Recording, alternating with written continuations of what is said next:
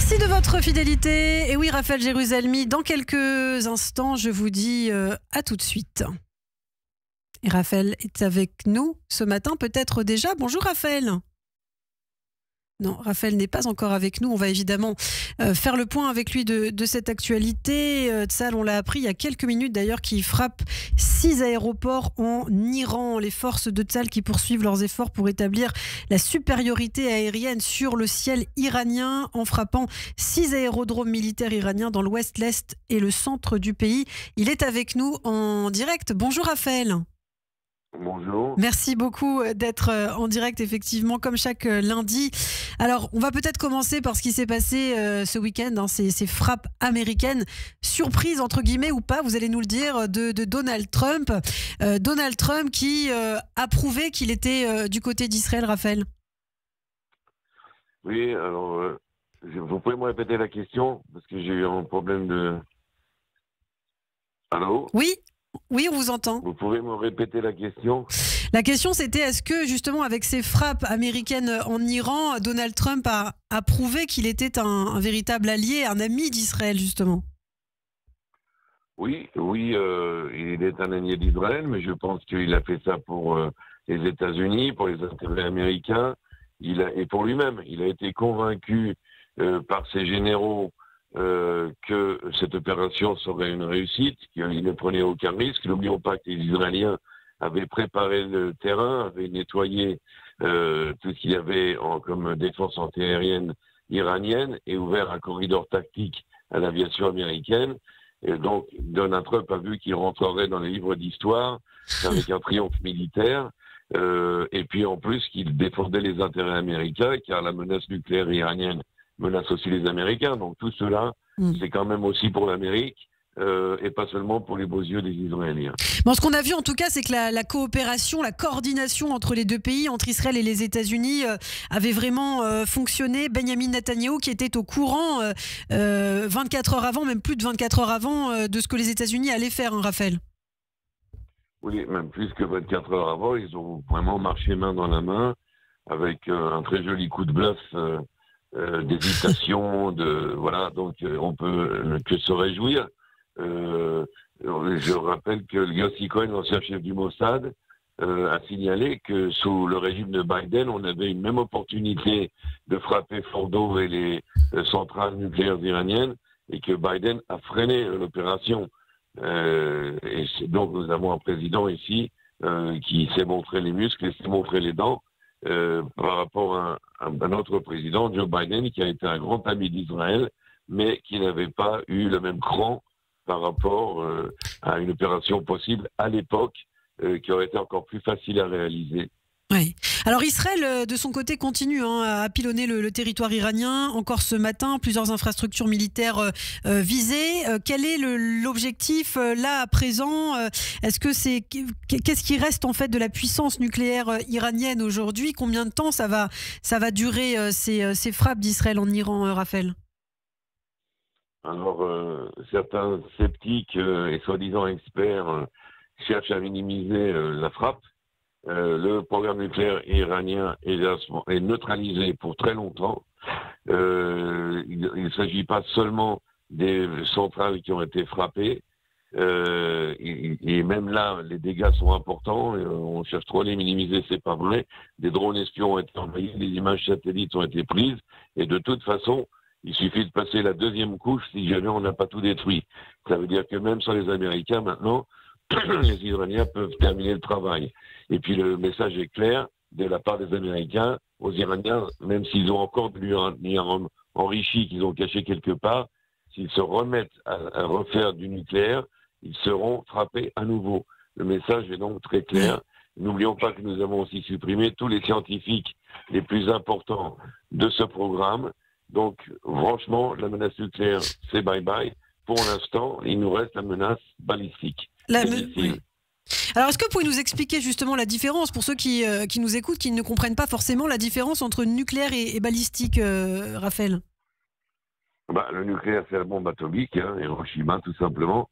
À quoi il manque encore aux Iraniens la technologie pour mettre cette bombe sur une tête de missile, donc de l'envoyer, si vous voulez. Par contre, ils ont un programme qui est extrêmement dangereux et qui était dangereux même beaucoup plus que le nucléaire toujours. C'est le programme des missiles avec des fabrications sur place. Ils allaient atteindre des quantités phénoménales de missiles. Ils en attendent de la Chine. Et donc là, c'était une menace qui était immédiate et présente et immédiate par rapport au nucléaire. Et nous avons détruit pour l'instant plus de la moitié des lanceurs de missiles qui se trouvent sur le sol iranien et des centaines de missiles eux-mêmes. Il y a d'ailleurs maintenant un mouvement de désertion des activateurs de ces lancements de missiles. Et on en trouve qui sont vides et qu'on détruit avec même pas de soldats pour les activer. Et une fois que nous aurons terminé avec cette menace-là, on pourra terminer cette offensive. Alors selon le site Ynet, justement, on parle de 3200 missiles.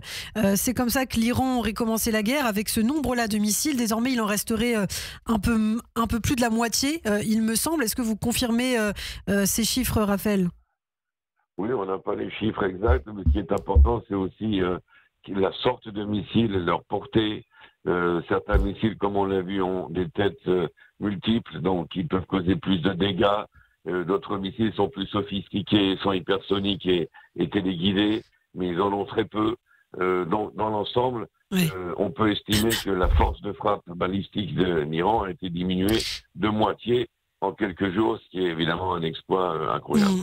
Le secrétaire d'État américain Marco Rubio a lui mis en garde l'Iran, affirmant qu'une riposte de leur part serait la pire erreur de tous les temps et même un suicide économique. Pourtant, l'Iran qui continue à tirer des missiles sur Israël, est-ce qu'on va rentrer dans une guerre comme ça on va dire, c'est plus psychologique désormais.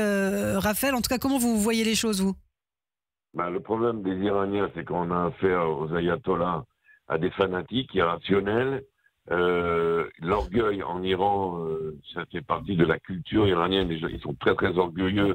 Ils vont pas vouloir concéder la défaite. Et donc, moi, je suis assez content de les voir aller droit dans le mur. Ils vont essayer d'attaquer peut-être même les Américains, qui feraient rentrer les Américains dans la danse. C'est carrément suicidaire de leur part.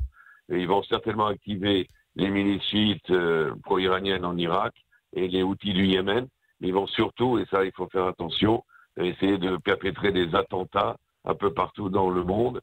Dans tous les cas de figure, ils ont loin de concéder la défaite. Et donc, moi je m'en réjouis secrètement dans la mesure où ça va forcer probablement les Américains, même les Israéliens, à aller cette fois-ci jusqu'au bout, c'est-à-dire à frapper très très fort, mais de façon presque définitive, la force des gardiens de la Révolution. Parce que ce n'est que de cette manière-là, en affaiblissant cette force militaire des ayatollahs, qu'on peut espérer un soulèvement populaire en Iran. Les Iraniens ne peuvent tout de même pas, l'Iranien de la rue ne peut tout de même pas affronter une armée telle que les gardiens de la Révolution, armés jusqu'aux dents avec du matériel très moderne, alors qu'eux n'ont pratiquement rien pour se défendre. Oui, vous pensez que le soulèvement pour l'instant de la population n'est pas possible tant que le régime n'est pas véritablement à genoux, hein, c'est ça, Raphaël ? Oui, exactement. On a frappé un petit peu symboliquement, mais il faut le faire de plus. Il faut frapper les postes de police et surtout de la police Basiji, qui est la police qui terrorise les femmes dans les rues d'Iran, parce que si elles ne portent pas le voile comme il faut, de travers, qui les tabassent dans la rue. Donc ça, il faut frapper. On ne peut pas escompter un soulèvement populaire iranien sans les aider en affaiblissant les forces militaires et policières qui sont en face d'eux. On sait quel est le sort d'un manifestant iranien lorsqu'il est arrêté. Il est jeté dans les geôles des ayatollahs, torturé, violé et souvent mis à mort. Il faut un courage énorme. Et ils ont ce courage parce qu'ils en ont marre du peuple iranien. Mais d'un autre côté, on ne peut pas envisager un changement de régime sans affaiblir les gardiens de la révolution, parce que sinon, si on se débarrasse de l'ayatollah Khamenei, le risque, c'est que les gardiens de la révolution prennent le pouvoir sans les ayatollahs.